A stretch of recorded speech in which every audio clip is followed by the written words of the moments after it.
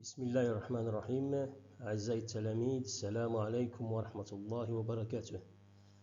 Aujourd'hui, nous avons rendez-vous avec la 7e séance de la leçon des vecteurs et translations. Et on a des exercices à corriger.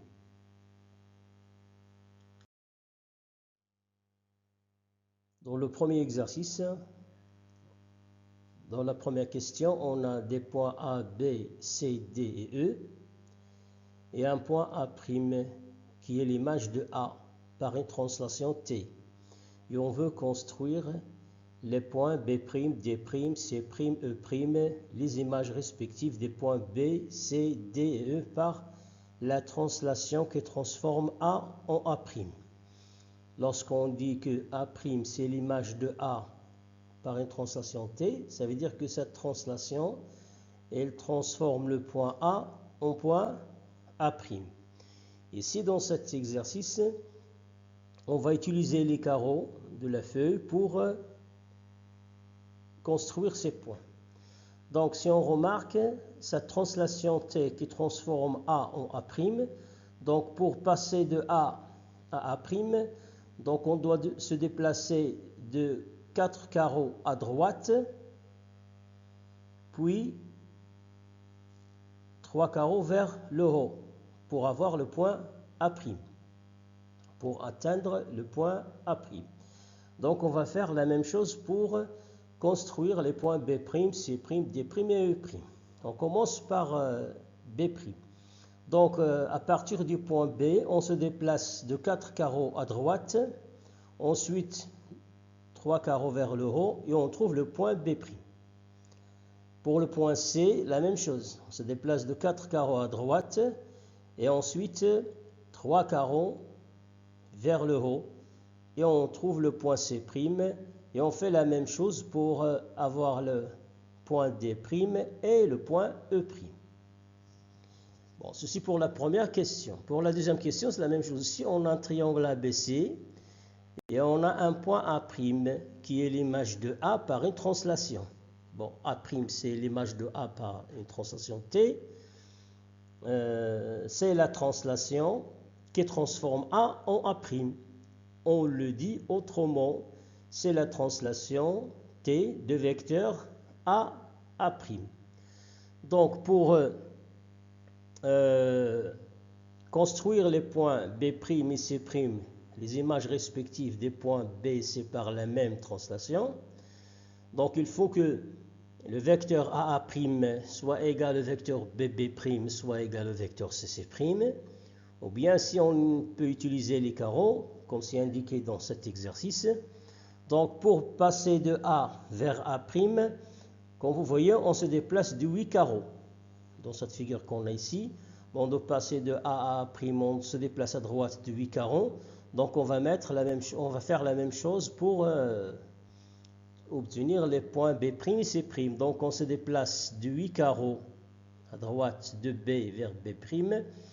Et on se déplace aussi de 8 carreaux à droite de C pour atteindre le point C'. Ainsi, on obtient les points B' et C', les images respectives des points B et C par sa translation, d'où le triangle A', B', C' qu'on a obtenu, et l'image du triangle ABC par cette translation.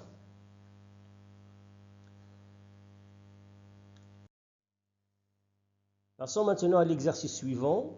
On a ABCD un parallélogramme. Construire le point M tel que DM égale à AC.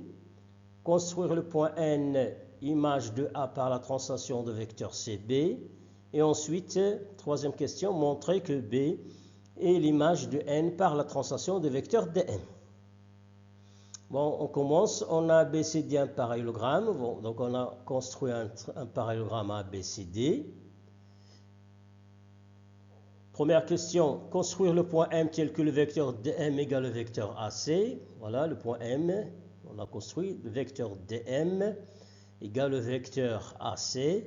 Bien entendu, ce sont deux vecteurs qui ont même direction, même sens et même norme. Aussi, on peut le dire que parce que ACMD est un parallélogramme, donc le vecteur DM est égal au vecteur AC. Deuxième question. on construit le point N, image de A, par la translation de vecteur CB.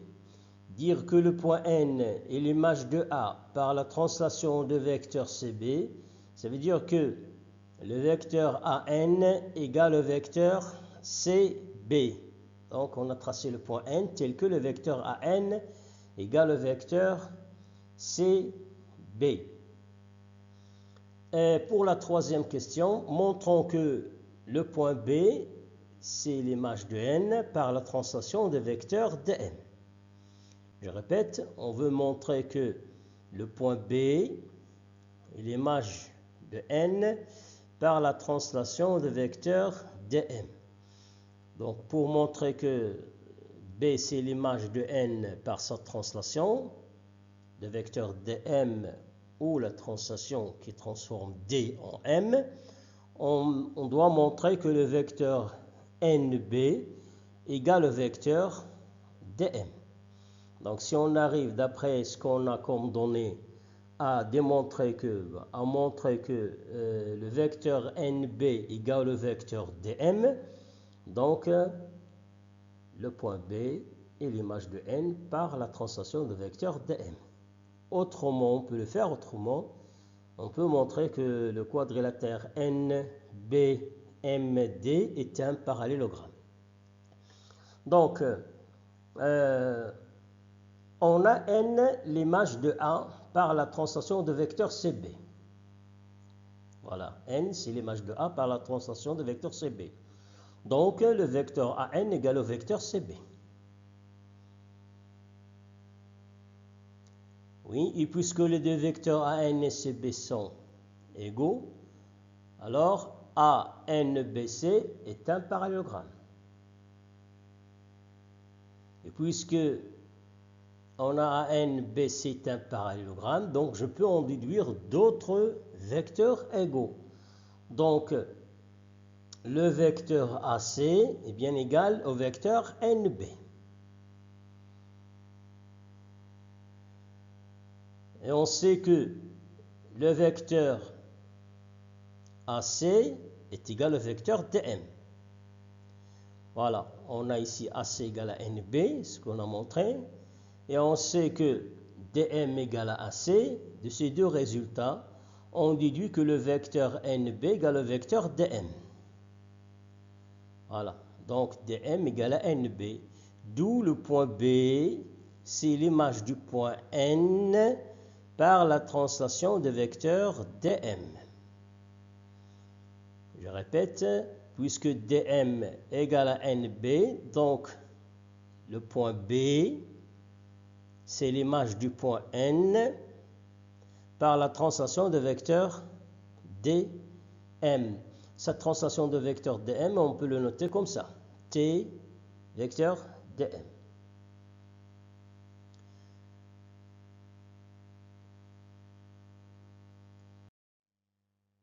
Pour ce dernier exercice, on a abaissé un triangle.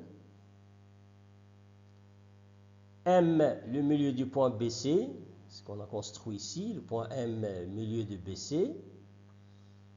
Première question A, construire le point D symétrique de A par rapport à M. On a construit le point D qui est le symétrique de A par rapport à M. La question B, montrer que le vecteur DC égale au vecteur BA. Vecteur DC égale au vecteur BA. Bien entendu, on a D le symétrique de A par rapport à M, ce qui permet de dire que M c'est le milieu du segment AD. Et on sait que M est aussi le milieu de BC. On déduit donc que les diagonales AD et BC ont le même milieu M. Donc, le quadrilatère DCAB est un parallélogramme. DCAB est un parallélogramme. Donc, le vecteur DC égale le vecteur BA. Donc, le vecteur DC égale le vecteur BA. C'est le premier résultat. On va l'utiliser dans la deuxième question. Passons maintenant à la deuxième question. Construire le point E, image de C par la translation qui transforme B en A. E, c'est l'image de C par la translation qui transforme B en A. Bien entendu, on trace deux vecteurs BA et CE qui sont égaux. Donc le vecteur CE égale le vecteur BA, d'où le point E, c'est l'image de C par la translation de vecteur BA. On dit aussi la translation qui transforme le point B en A. Troisième question, montrer que le point C est le milieu du segment DE. On montre que le point C, c'est le milieu du segment DE. Donc, on a gardé le premier résultat ici. On a E, l'image de C par la translation qui transforme B en A. E, l'image de C par la translation qui transforme B en A. Donc, le vecteur CE égale le vecteur BA. On a maintenant deux résultats, vecteur DC égale à BA et CE égale à BA, d'où le vecteur DC égale le vecteur CE. DC égale le vecteur CE, d'où d'après la propriété qu'on avait concernant les vecteurs et les milieux, on déduit que C est le milieu du segment DE. C'est tout ce qu'on a à faire cette séance. Pour l'instant, chers élèves, je vous laisse. Bon courage. دمتم في رعاية الله. السلام عليكم ورحمة الله وبركاته.